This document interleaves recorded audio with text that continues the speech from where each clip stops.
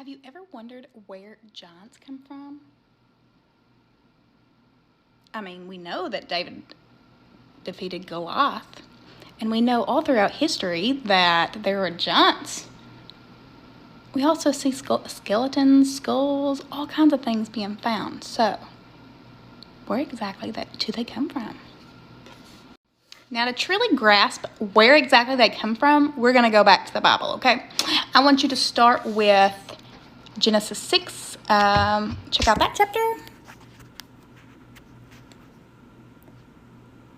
Now, I know this is not something that's normally taught from the pulpit. A lot believe that this is actually referring to the bloodline of Seth, which honestly I do not believe, because that would mean that Jesus came from the bloodline of Seth.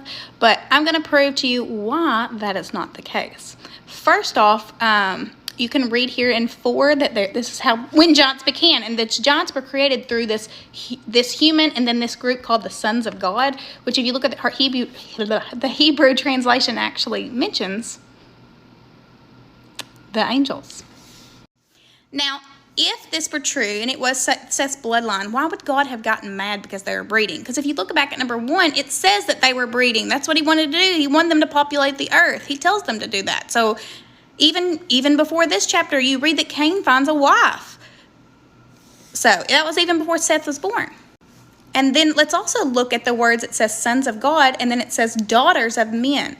So how can they be daughters of men, but the males not be sons of man? Does that make sense? So whatever these beings are, I believe they're fallen angels, and I'm going to show you why.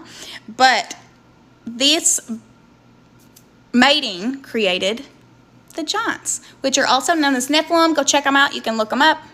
Now, again, if these were coming from humans, we look in later in chapter 6, it does tell us that there were giants in those days and later.